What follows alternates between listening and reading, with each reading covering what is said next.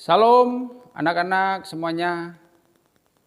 Selamat berjumpa kembali dengan Mister di dalam pembelajaran agama Kristen kelas 9. Kali ini kita akan membahas materi kita dari bab 2, di mana topik pembahasan kita di dalam bab 2 ini adalah tentang Ecclesia Reformata Semper Reformanda. Apa itu yang dimaksud dengan Ecclesia Reformata Semper Reformanda? Mungkin anak-anak baru mendengar istilah ini. Oleh karena itu, dengarkan baik-baik penjelasan Mister. Ya. Ecclesia Reformata Semper Reformanda itu adalah sebuah semboyan. Sebuah semboyan yang dimiliki ya kalangan gereja-gereja Protestan. Ya. Yang artinya yang memiliki arti bahwa gereja harus mengalami pembaharuan. Gereja harus mengalami ya pemulihan ya, terus diperbaharui ke arah ajaran firman Tuhan yang benar. Ya.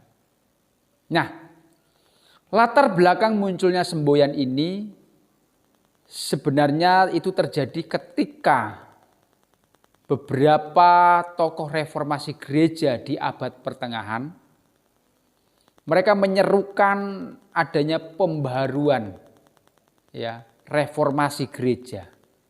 Karena pada abad pertengahan kondisi gereja pada waktu itu mengalami kemunduran, kemerosotan, bahkan penyesatan iman.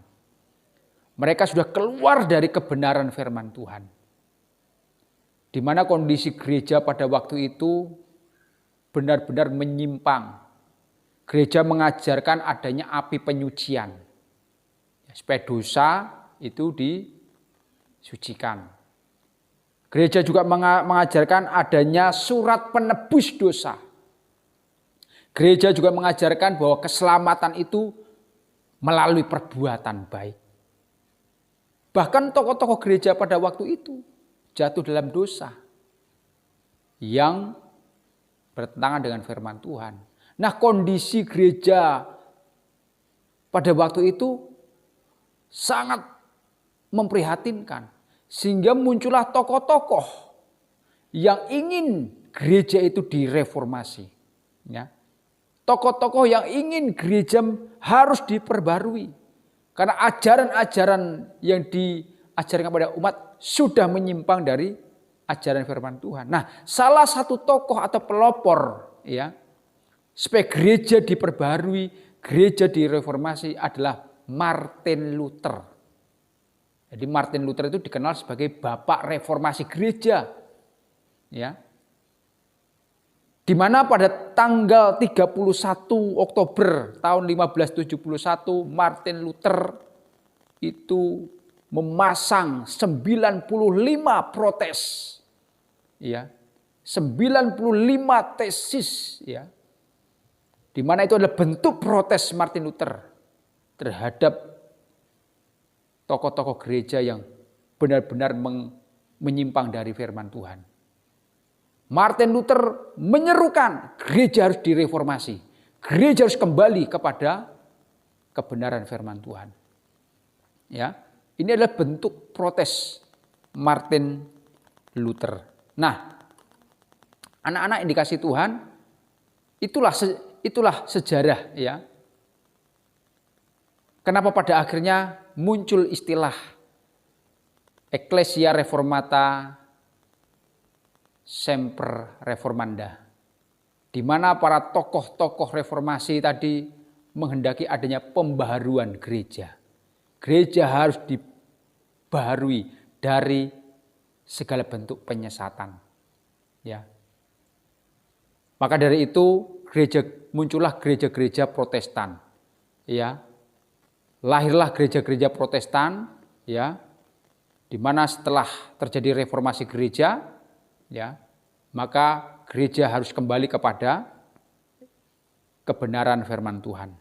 Nah, sebelum gereja mengalami kemunduran atau kesesatan, ya, di abad pertengahan, sebenarnya gereja pernah mengalami yang namanya satu pertumbuhan iman yang luar biasa. Gereja pernah mengalami satu kejayaan, dan itu terjadi pada gereja mula-mula. Gereja mula-mula ya, di bawah gerakan para rasul, gereja mengalami terobosan luar biasa, mengalami kejayaan yang luar biasa. Ya. Nah, pertumbuhan kejayaan gereja di gereja mula-mula pada waktu itu tidak terlepas dari doa Tuhan Yesus yang sebelumnya itu dipanjatkan oleh Tuhan Yesus. Dan itu tertulis di dalam Yohanes pasal 17 ayat 1 sampai 26. Tuhan Yesus pernah berdoa untuk murid-muridnya. Dalam doanya Tuhan Yesus itu, Yesus berdoa agar nanti ketika dia meninggalkan murid-muridnya naik ke sorga, ya, Yesus rindu agar murid-muridnya tetap bersatu menjalankan misi amanat agung Tuhan, menjalankan misi Yesus, ya, memberitakan kabar baik, ya. Dan Yesus berdoa supaya murid-murid Tuhan Yesus benar-benar bisa menjalankan misi itu, ya. Oleh karena itu Tuhan Yesus juga memberikan jaminan penyertaan, yaitu lewat Roh Kudus. Di dalam Matius pasal 28 ayat 20 bagian B, Yesus memberikan jaminan penyertaan, yaitu Roh Kudus akan menyertai mereka. Nah, itulah ya, di dalam gereja mula-mula, gereja mengalami satu kejayaan. Tetapi memasuki abad pertengahan, gereja mulai mengalami kemunduran iman. Ya. Gereja mulai mengalami tantangan yang banyak, mengalami kondisi yang buruk. Tetapi dalam kondisi yang terpuruk, ya, Tuhan selalu hadir untuk membangkitkan gerejanya. Dan Tuhan membangkitkan gerejanya, memperbaharui gerejanya, itu melalui tokoh-tokoh reformasi tadi. Dan salah satu tokoh reformasi, pelopornya adalah Martin Luther. Nah, mari kita melihat latar belakang atau sejarah reformasi gereja. Sejarah bagaimana gereja mengalami pembaruan. Ya. Nah, pada abad pertengahan, seperti yang Mister katakan tadi, pada abad pertengahan yaitu abad 9 sampai 13, ya.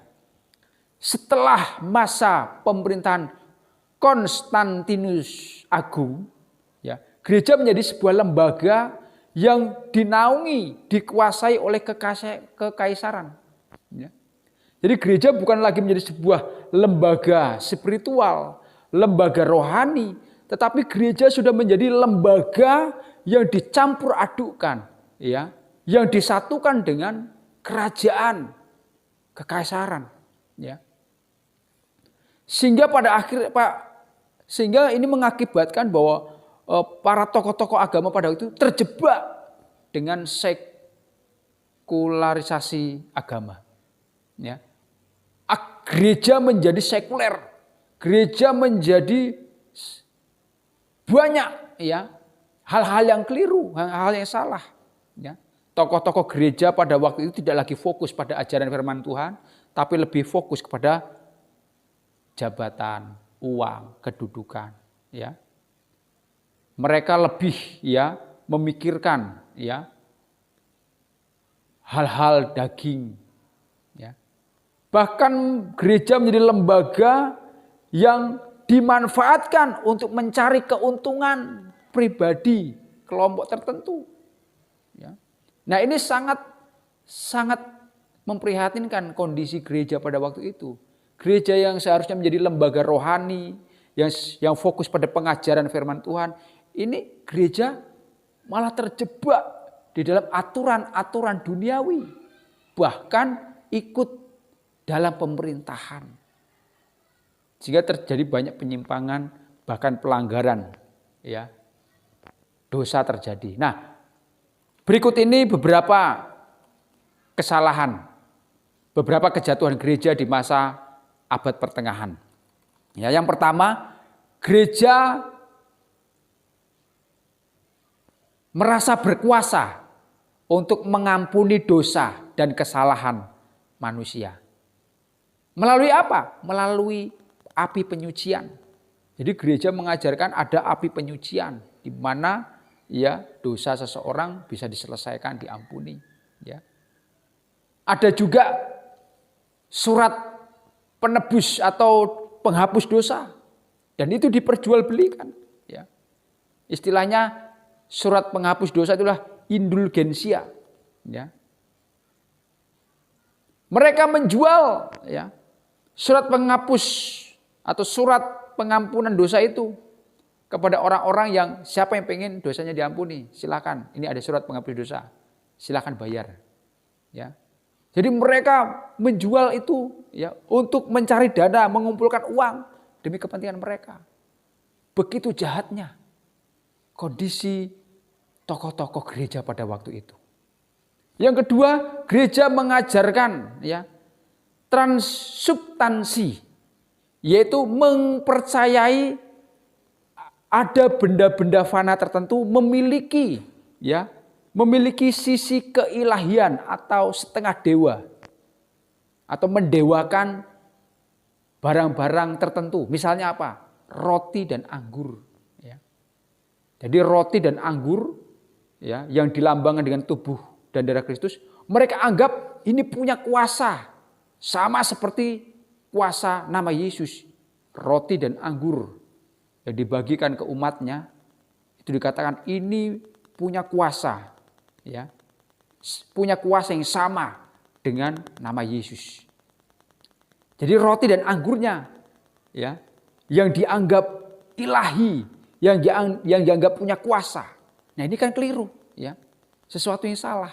Padahal yang punya kuasa, yang bisa menolong seseorang adalah nama Yesus.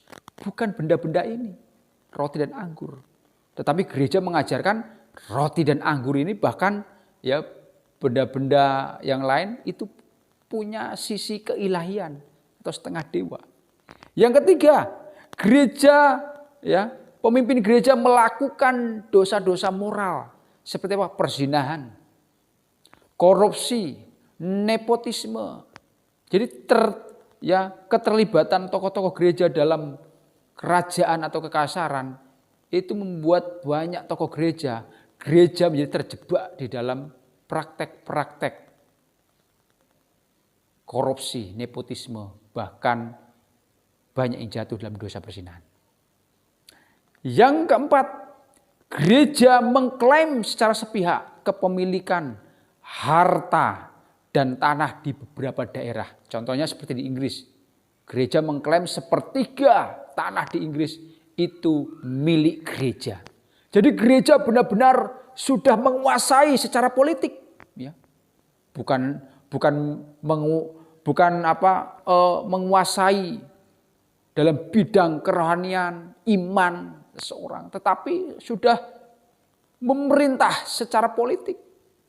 Ya, mengklaim bahwa gereja memiliki harta atau tanah yang ada di beberapa negara. Dan ini menimbulkan sesuatu yang salah pada gereja itu. Yang kelima, gereja terlibat pembunuhan. Ya. Tokoh-tokoh gereja terlibat pembunuhan, membunuh orang-orang yang berusaha mengkritik atau menentang kekuasaan dan ajaran gereja pada waktu itu. Begitu jahatnya. Yang keenam, pada masa itu umat Tuhan benar-benar mengalami kondisi yang ditekan oleh gereja yang sudah menyatu dalam pemerintahan. Ditekan habis. Jadi kondisi umat Tuhan di abad pertengahan itu benar-benar dalam pergumulan, dalam tantangan berat. Mereka mengalami tantangan dari dalam, yaitu gereja sendiri tidak, ya gereja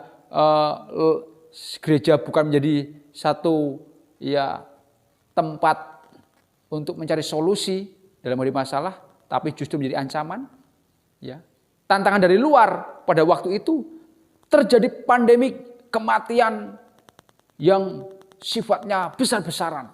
Terjadi bencana penyakit yang menular dan itu mematikan banyak orang. Jadi kondisi umat Tuhan pada waktu itu dalam kondisi sangat bergumul berat. Mereka menghadapi tantangan dari dalam gereja dan tantangan dari luar gereja. Ya, dan itu terjadi pada abad 14. Nah, namun dalam kondisi seperti itu terpuruk, ya, umat Tuhan pada di abad pertengahan, Tuhan hadir untuk menolong gerejanya supaya bangkit keluar dari masa kelam. Tuhan menghadirkan tokoh-tokoh reformasi. Muncullah orang-orang yang rindu gereja mengalami reformasi, ya. Tokoh-tokoh di awal reformasi gereja, ya, diantaranya ada Peter Waldo, John Wycliffe, John Huss. Mereka muncul di awal reformasi gereja, namun keberadaan mereka gagal untuk mereformasi gereja. Mereka gagal, ya, karena posisi mereka lemah, ya, tidak begitu kuat. Namun pada akhirnya muncul tokoh reformasi gereja yang Tuhan pakai, berhasil. Itulah Martin Luther. Ada beberapa tokoh, ya, reformasi yang pada akhirnya berhasil, yaitu Martin Luther, kemudian ada John Calvin, dan juga Ulrich, ya, Zwingli. Ya. Nah, dimulai dari Martin Luther, gereja sudah mulai mengalami pembaharuan. Gereja mulai mengalami jalan keluar. Ya. Nah, itulah, ya, akhirnya muncul gereja-gereja Protestan. Yaitu gereja-gereja yang mereka memprotes keras kebijakan gereja-gereja yang mengalami kesesatan. Nah, keberhasilan para tokoh reformasi gereja ini tadi, ya, untuk mengembalikan gereja kepada ajaran yang benar, ya, dan memperbarui gereja dari segala keadaan yang buruk, tentu ini tidak lepas dari campur tangan Tuhan. Keberhasilan tokoh-tokoh reformasi gereja tadi itu oleh karena ada campur tangan Tuhan. Roh Kudus menyertai pelayanan mereka. Nah, anak-anak yang dikasihi Tuhan Yesus, ya, itulah, ya, gereja pada reformasi banyak mengalami pembaruan, perubahan.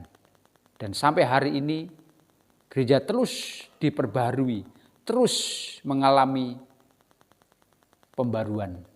Dan ini butuh campur tangan Tuhan. Nah, anak-anak yang dikasih Tuhan, demikianlah pelajaran kita kali ini. Biarlah kita semakin bertambah wawasan kita, pengetahuan kita tentang sejarah gereja, mulai dari gereja mengalami kejayaan, kemudian terpuruk, dan pada akhirnya mulai kembali bangkit. Biarlah anak-anak belajar menjadi anak Tuhan, orang percaya yang ikut berpartisipasi di dalam membangun gereja Tuhan kepada ajaran Kristus yang benar. Kiranya Tuhan Yesus memberkati dan kita bertemu kembali di pembelajaran selanjutnya. Tuhan Yesus memberkati. Salam.